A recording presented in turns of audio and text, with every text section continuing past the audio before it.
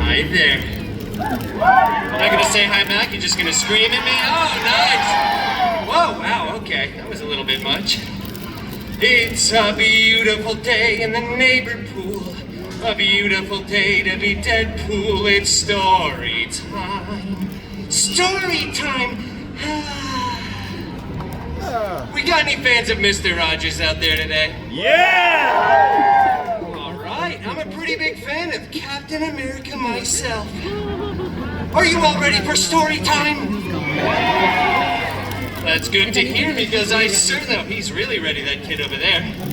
I've definitely got a story to tell, so don't worry about that. Gosh, I love to talk.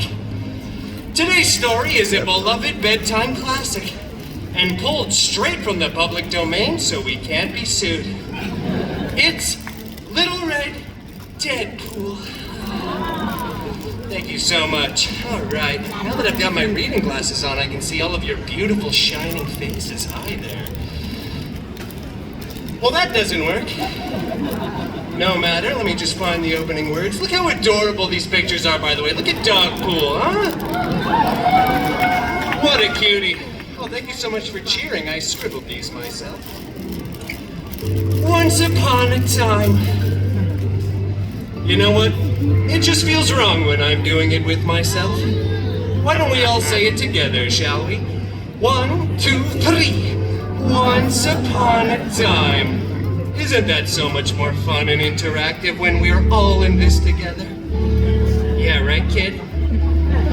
Oh, well, anyway, for those of you that didn't participate, get your heads in the game.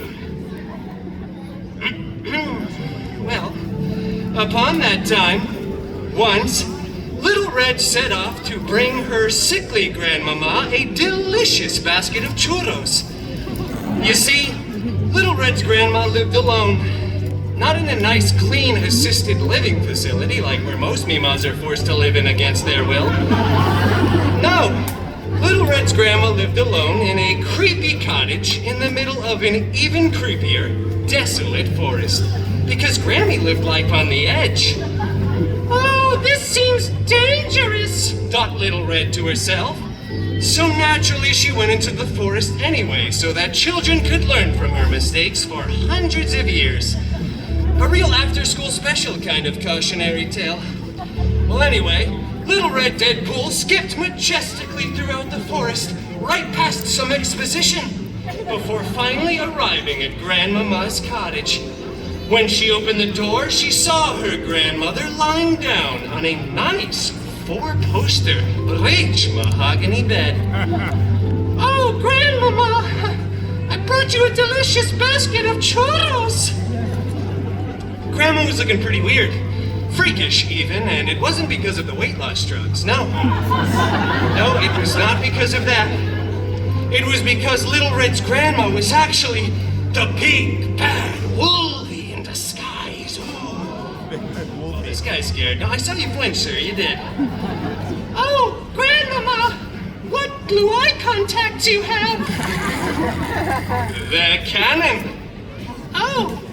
And Grandmama, what a retro comic accurate costume you finally have! Shut up, bub! And Grandma, what big claws you have! Are those vibranium? No! They're unamanium. Shing! Wait a minute! Grandma's not Australian, huh? Little Red broke off a piece of churro, dropped her basket, whipped off her cloak, took a bite of that delicious churro, and then brought down her katanas in an X-shaped formation. Not as an Easter egg, but more of just a stylistic choice. Bring it on, Peanut! They action leaped at each other. Huge fight. It was awesome. They smashed through that rich mahogany bed, but no one got a splinter. Claws and katanas tore through the mattress, and there was CGI hay everywhere. Which, as you can imagine, is like 300,000 times more expensive than regular hay, but this is Disney. We like to go all out here. Yeah, thank you. Speaking of going all out, once both fighters were finally fatigued from the battle's mutually incredible climax, they both slumped down to the ground, exhausted.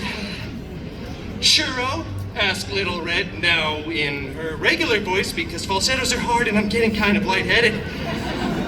Sure, he replied. And so they shared that churro. Oh, they shared it Lady and the Tramp style, actually. Before gazing around at all the destruction and CGI straw left in their wake. Say, I bet we could fix this place up nice. I think Grammy would be willing to sell. Say, where is Grandmama anyway? She's, on vacation. Huh. All right, that's not ominous or foreboding in any way. In fact, we should be roommates. Yeah. And so they were roommates. Little Red was the top bunk and Wolvie was obviously the bottom. And they lived happily ever after. Thank you. Oh, thank you. And the moral of that story, children, is pretty obvious, actually. It's spend more time with your grandma. Seriously, I feel like you should be able to recognize the difference between your own old decrepit grandmother and some huge jacked man. A huge jackman, if you will. Oh, stop it. Well, anyway, I should probably be going. I've got a unicorn to ride in a couple minutes, and I gotta go check my DMs. That stands for Deadpool messages. Patent pending. Well, thank you all for coming to another oh, thank you, Whistler. Another illustrious story time with your new favorite Disney princess, Deadpool. Yeah!